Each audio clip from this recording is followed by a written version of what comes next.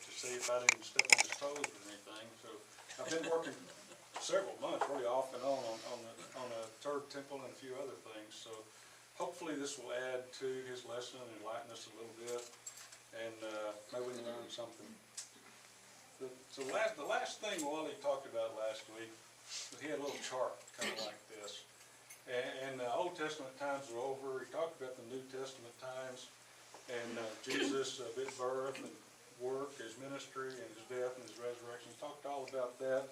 And he said, now we're in 2019, and we're getting towards that end of the New Testament timeline. And I put my little arrow a little farther, closer to the end than he did. But Yeah. so I don't know. Just in case. Yeah, just in case. And he talked about the rapture. Rapture's coming up, and the Bible scholars say that's the next prophecy to come true. There are over 1,000 prophecies in the Bible, and a lot of the Bible scholars say that is the next prophecy to come.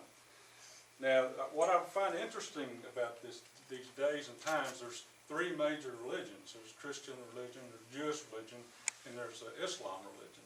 And all three of those religions are looking at this time as being the end. The Jewish, as we'll get to, are really, they want to get that temple built, and they think it'll bring the Messiah. Islam talk about the 12th Mahdi or whatever it is, and they think the war, if they'll start a war, that'll bring him. And of course, the Christians, we're looking for the rapture and the tribulation. So how close do y'all think that is? Anybody have an opinion? And I know we can't set dates or time for, but God does tell us to know the seasons. Anybody have? 5 years. 5 years, okay, anybody else? 2025. Let's party.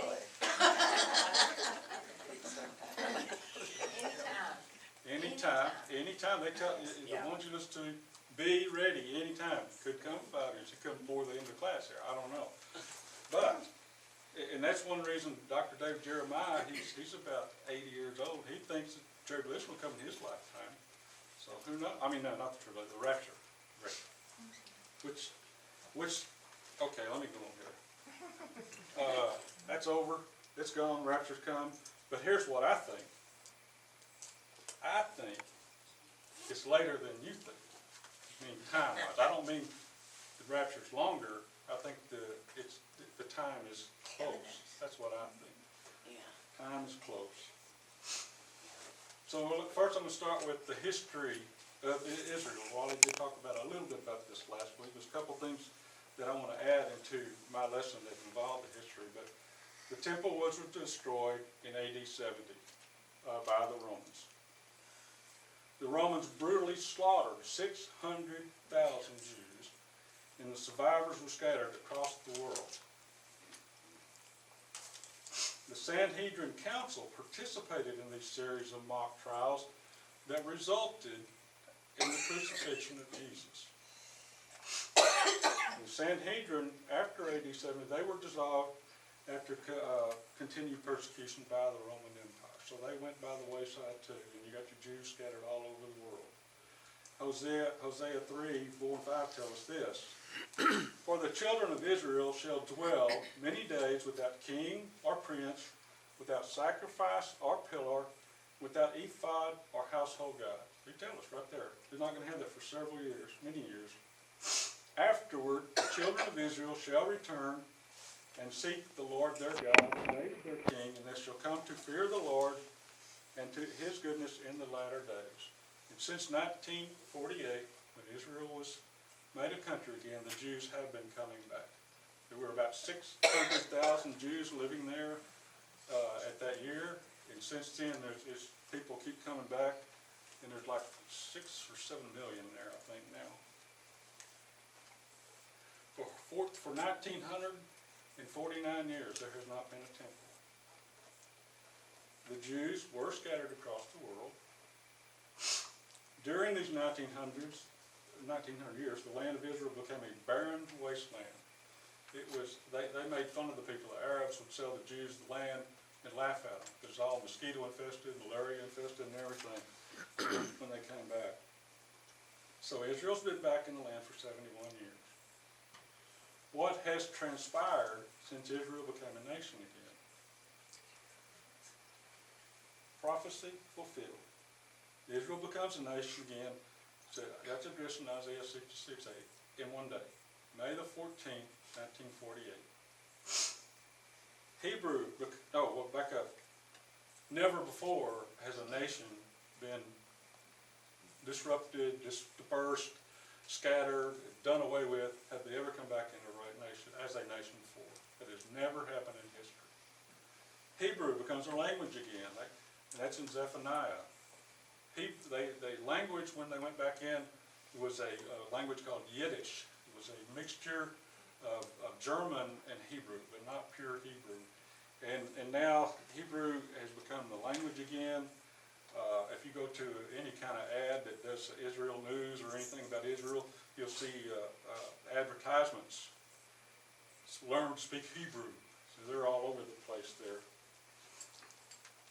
And the shekel become their currency again. I don't know if that's a one-time thing or not, but that has happened.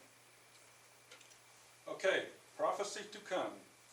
The ruler will make a treaty with the people for a period, one set of 7, but half of this time he will put an end to the sacrifices and the offerings. That refers to the tribulation, the last set of 7. That's the tribulation years. And he said half this time we put an end to the sacrifices and offerings. There's not any sacrifices and offerings right now, so we have to have the temple to have that occur.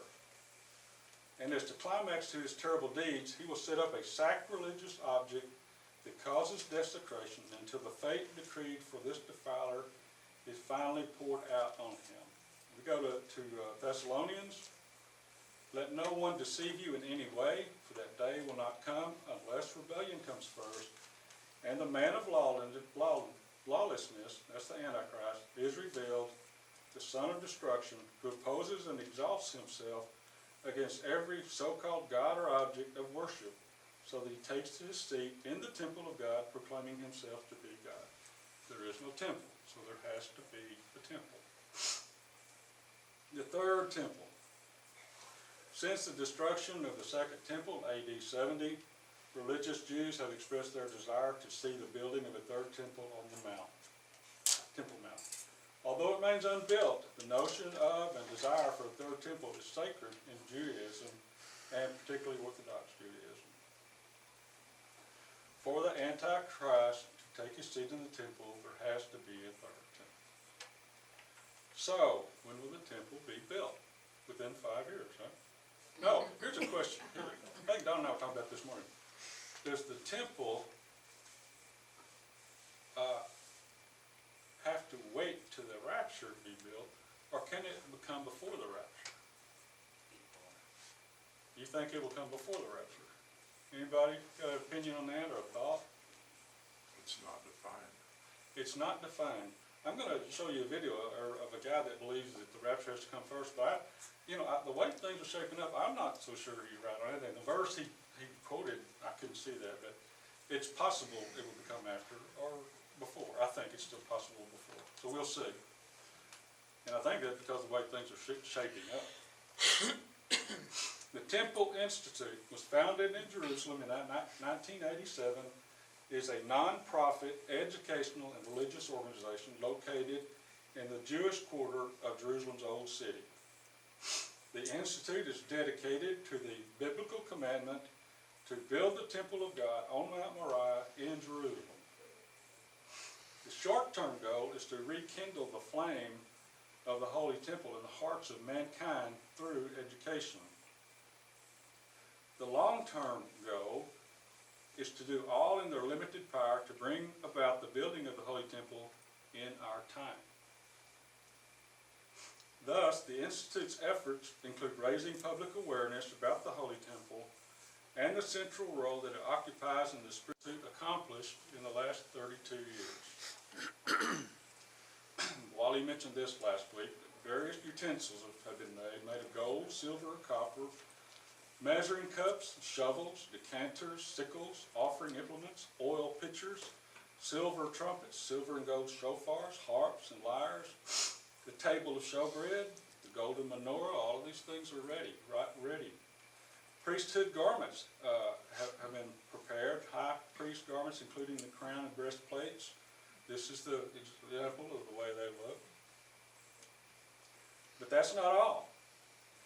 A red heifer has been bred in Israel. Have to have a red heifer without blemish to be a sacrifice.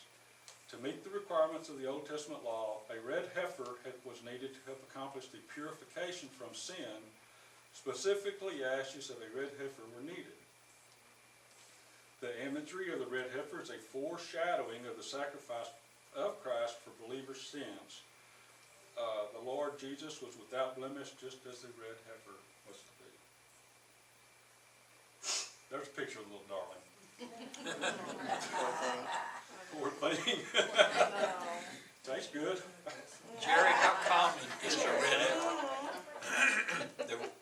The red heifer, how common or not uncommon do they have a red heifer? Well, it's just recently that they've been able to reproduce one without blemish, so it's not very common right now, but I think that since they have discovered how to do it, they're more on track. Okay, however, now that Israel is once again back in their land and reestablished as a nation, their thoughts are now turning to reinstituting full worship practices of Judaism as prescribed in the Old Testament. In 2004, this growing religious movement in Israel resulted in the reestablishment of the new Sanhedrin Council. So that council has been back in operation now for 15 years. The Jewish Sanhedrin is the name given to the council of 71 Jewish sages who constituted the Supreme Court and legislative body in Judea during the Roman period. They were the supreme religious body, governing body, to the Jews in Israel, even when they were under foreign control and governorship by major empires. In November last year, the Sanhedrin invited 70 nations to the Hanukkah's dedication for the altar of the Third Temple. They're doing the same thing this year. Next month, they've invited 70 nations to come back over here for this celebration. The ceremony included the consecration of a stone altar prepared for use in the Third Temple. The declaration is intended as an invitation to the nations to participate in the temple and to receive its blessings. The altar is currently in the form of loose stone blocks, ready to be transported to the temple and stored in a manner that will enable them to be transported and assembled at a moment's notice. A full-dress reenactment of the daily offering took place. Rabbi Weiss explained to Breaking Israel News, "It is fitting that we should invite the nations to the ceremony, since Hanukkah is about bringing light to darkness." The Jews were meant to do this for the entire world, he said, quoting prophet Isaiah. "It is too light a thing that you should be my servant to raise up the tribes of Jacob and to bring back the preserved Israel. I will make you as a light for the nations, that my salvation may reach thee to the end of the earth." Isaiah 49:6. The Jews were brought back to Israel for the purpose of spreading the light to the nations, he said. The ceremony will also be a part of the Sanhedrin's ongoing effort to establish a Bible-based international organization to replace the United Nations. Now, I don't know how that's going to come out, but I know the United Nations are really anti-Semitic. They're against Israel. They're coming out with rules and laws, all the stuff that vote against them. They allow the Palestinians to come to the United Nations. So I would love to see that happen, but who knows. In addition to the utensils, the garments, the animals, Sanhedrin Council all being prepared, the Jewish priests are ready. A Jewish high priest has been appointed. This is the crown that the Jewish high priest will wear. Now, if this works, we'll see. One day I was sitting with the rabbi, he was on his computer, and I said, "What are you doing with the computer, Rabbi?" He said, "I'm studying the Torah, first 5 books of the Old Testament." I said, "Rabbi, do you have anything else you use that computer for?" He said, "I do." And I said, "What?" He said, "I have a database on this computer." I said, "A database of what?" He said, "Of every single Jewish man in the world was qualified to be a priest. And they have called them into Jerusalem to study those priestly duties." Every Jewish priest eligible in the world. Guess who this crown is for? They're raising money to build this crown, make this crown. No guesses? The Messiah. This crown is for the Messiah. They're currently raising funds for this. They believe that if the crown is ready, it will hasten the arrival of the Messiah. The Messiah is not Jesus. Remember that. They don't believe Jesus is the Messiah. But that's not all. The temple organizers are ready. Temple finances are ready. The temple designs are ready, computerized, handicap parking, underground. Email address. They didn't have that in the first or second temple. Handicap parking. See how modern they are? Articles are written, their guidelines and rules, etc. are ready. Temple calendar was prepared as of last March. They got this in place. Temple bread specifications are ready. That happened last year. The temple oil, pure olive oil for the menorah. That got that in December last year. Temple perfume.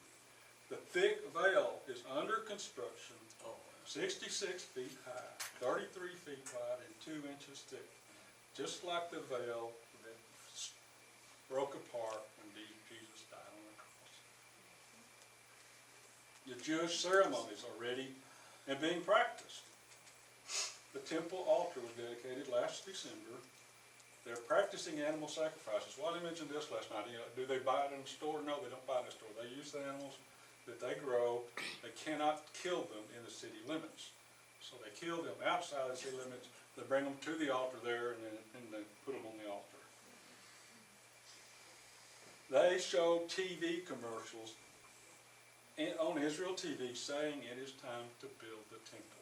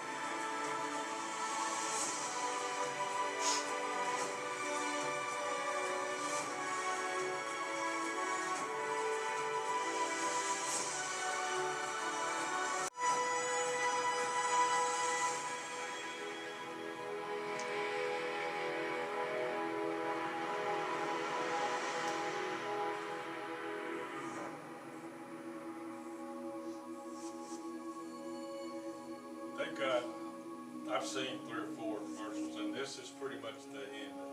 Our generation is ready. The children are ready. They are ready in Israel to build the temple. As far as the temple itself, is everything ready? Did they miss anything? Yeah, What? salvation. Ark of the Covenant. If they didn't Ark accept, of the Covenant, yeah. that's missing. Yeah. But What they- about the Ark of the Covenant? Nobody knows where it is. Oh, yeah, I know.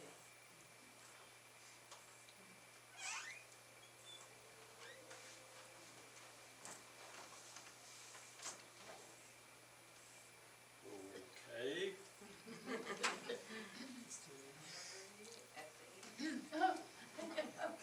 The end. Wanda just said they don't know where it is. I cannot believe that, folks. I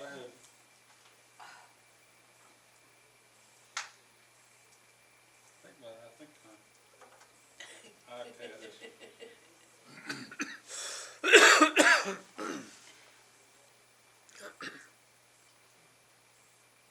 You know, that's where God gives them the second chance to accept him. Yeah. Because if they accepted him, they wouldn't have to go through all this other rigmarole that they think they're going through to get there. But he's getting the 140,000 ready to save them, the remnant. At least I got the picture. One day I was sitting with the rabbi, he was on his computer, and I said, what are you doing with the computer, Rabbi? He said, I'm studying the Torah, first 5 books of the Old Testament. I said, Rabbi, do you have anything else you use that computer for? He said, I do. And I said, what? He said, I have a database on this computer. I said, a database of what?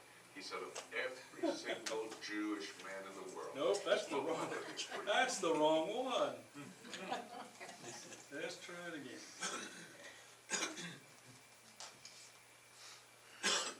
Same man. Too many people want to know, where is the Ark of the Covenant? And have there been eyewitnesses about the Ark? Well, it's very interesting. Many people think the Ark of the Covenant was taken into Ethiopia many years ago, and there have been specials on television explaining that's where the Ark is located. But when you go to the Bible, 2 Chronicles chapter 35 and verse 3, it talks about King Josiah at the time before the Babylonians would come in and capture Israel, take all the Jewish people into the Babylonian captivity. King Josiah had an idea that this was going to take place, so he knew he needed to protect the Ark of the Covenant. He told the Levites in verse 3 to take the Ark and put it in the house. Immediately you think that that's referring to the temple. It was already in the temple. About 400 years earlier, King Solomon, when he built the temple, took the Ark and put it in the Holy of Holies. And the Bible says in 1 Kings chapter 8, the glory of the Lord filled the house of the Lord, so much so that they couldn't stand it. King Josiah then gave the order to take it and put it in the house. And that word in Hebrew is bayit, which also can be translated secret, secluded, hiding place.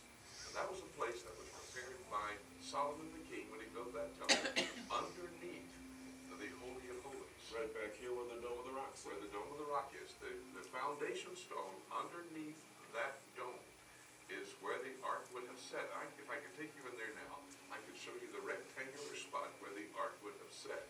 When they picked the Ark up, you had to have the Levites to move the Ark, 4 Levites, and they picked it up and they took it under and put it in a secret, secluded hiding place. Now, if anybody wants to debate that, I wish I could present the 2 men who saw it. They have now passed from this world, but there were 2 very prestigious rabbis. Shlomo Goren, who was the rabbi at the Western Wall June 7, 1967, who sounded the shofar and put the first prayer in the Western Wall after the Jews had reunited the city of Jerusalem. And Rabbi Yehuda Getz, he was the chief rabbi of the Western Wall. These 2 men in 1982 went in at Warren's Gate underneath the Temple Mount area, and they both told me, I have it recorded on video, they saw the Ark of the Covenant under there. I asked them both, I said, why did you not bring the Ark out? And they said, we don't have a place to put it. As soon as we have a temple, we'll bring it out and put it in the Holy of Holies. What do y'all think about that? Any thoughts? Okay, he mentioned this verse, put the ark in the house. If you have an NLT version, which I use a lot, or NIV version, which is very popular, they say put the ark in the temple. If if you look at the ESV, the King James Version, NASB, they always have put it in the house just like he does. So his viewpoint of the house has to do with a lot of his explanation there. Now, he mentioned Warren's Gate. Warren's Gate was described as 19th century surveyor Charles Warren. Charles Warren was also a big military man in England. At that time, he was also the chief of police when Jack the Ripper was doing his things. Nice. Charles Warren. Warren's Gate is an ancient entrance into the temple platform in Jerusalem, which lies about 150 feet into the western wall tunnel. Yehuda Getz, who he mentioned, the late official rabbi of the western wall, believed that the gate represented the point west of the wall closest to the Holy of Holies. Now, I'm going to give y'all something to think about, food for thought. 1 Kings chapter 5, all of these are 1 Kings on the list here, details the preparations for building Solomon's temple. Chapter 6 details the building of Solomon's temple. Chapter 7 details the temple's furnishings. And chapter 8 details the ark brought into the temple and Solomon's prayer of dedication. Now, I showed all of that about the temple to show you this. 1 Kings chapter 3, verse 1. Solomon made a marriage alliance with Pharaoh, king of Egypt. He took Pharaoh's daughter and brought her to the city of David until he had finished building his own house and the house of the Lord and the wall around Jerusalem. Now there is nothing mentioned about that in the first or second chapter. There's nothing else mentioned about that up until the 5th chapter when the preparations began. Now here's my thoughts on that. What is Egypt popular for? What's the first thing you think of when you think of Egypt? The Exodus. Pyramids. Don't those pyramids have secret passages in them and trailways and stuff? Could Solomon have dealt with this Pharaoh and got information on how to do those? Or his daughter? Think about that. Now,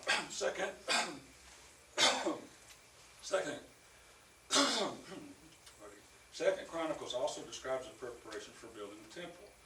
In verse 3, Solomon sent a message to King Hiram at Tyre asking for materials and master craftsmen. Now Hiram was one of David and Solomon's friendly allies, but he was also a ruler of a nation that worshiped many gods.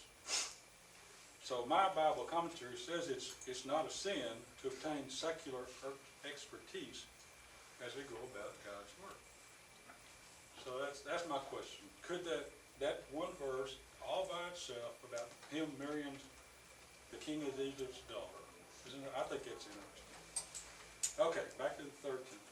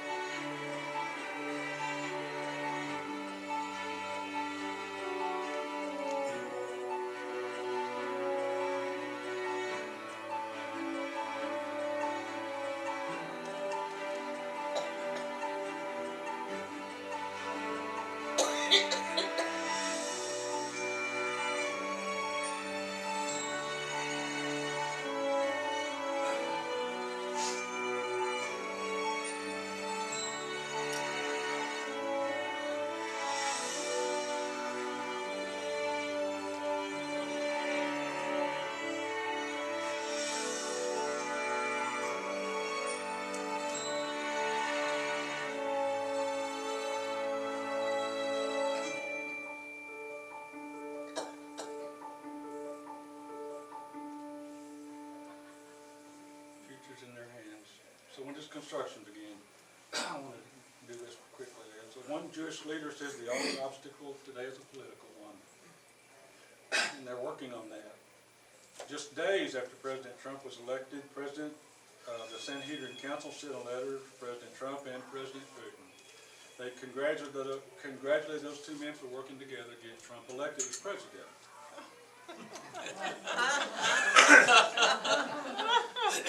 No, that's not what they said.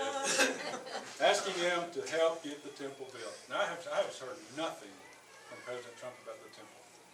I have heard Putin, and both of them have been there. Putin's been there 3 times. Somebody kind of like he's walking by, asking him, help us get to build the temple. And his response was, that's why I'm here. I'm going to kind of, I'm here rattling. I want to put this man real quick. Yehuda Glick is against the law to pray on the Temple Mount. I don't know if that's changed or not. But in 2014, he was up there and they shot this man 4 times in the chest. And he lived. He went into politics, and I don't know a lot about Israel politics. I know that Netanyahu's in trouble right now. He had 2 elections and they hadn't confirmed him yet. But he went into a Likud party, and he's talked to Netanyahu about the temple. I had a video I wanted to play on him talking about it, but I didn't have enough time. So Muslims agree on the temple, building the various Muslims. And they indicated there's plenty of room on the Dome of the Rock. Well, he talked about that last week, 32 acres up there, he says. And even one of them said they could build it in 1 year. What do you think about that? Could the temple be built in a year? Yeah. Do you know, I want to throw this in, the Empire State Building, 102 stories, they built that in 13 months. So I think they can build a temple in a year. There it is. Let me see. I'm going to touch on one more thing real quick. Try to.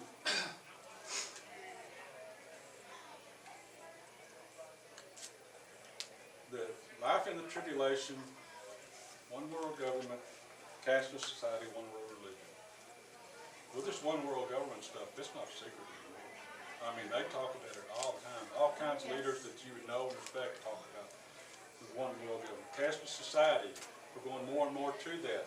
Sweden is 95% cashless already. India's talked about it, and another country or two. Visa here in the United States has offered card holders incentives to have people not accept cash, just use their card. And the one world religion's one I really want to address.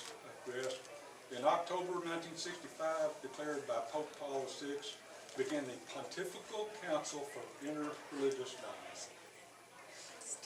The purpose of this council is titled Nostra Aetate, which means the declaration of the religion the Catholic Church would bind Christian religions. They're working on that. And now, lack of time, I'll just go ahead and skip in. I told Marlene she was the popular person today. My question was about her. She made a question last week, made a statement, but we don't have to worry about it. Do we have to worry about it? What should we do? What about our What kids can and we our do? grandkids? Huh? What about our kids and our grandkids? You're right there. You're right there. Hopefully, well, that's what we can do. That's what I'm going to get to. We don't need to give them any money to build a temple. What we need to do is speak up against evil. We need to get the gospel out and get souls saved. Those in our family are so important. Those that are friends are so important that everybody follows the Word of God, becomes Christians. Let me leave you with this. There's an African legend about a man walking through a strange valley one dark night. He hears a voice that says, pick up some pebbles and put them in your pocket. Tomorrow, you will be both sad and glad. The man did so, and the next morning, he discovered that these pebbles were diamonds. He was glad he had picked up some, but sad that he hadn't picked up any more. And that's the way it is with the Bible. The riches of God's Word are there for your taking, but you must read and study. Let's say a prayer, folks.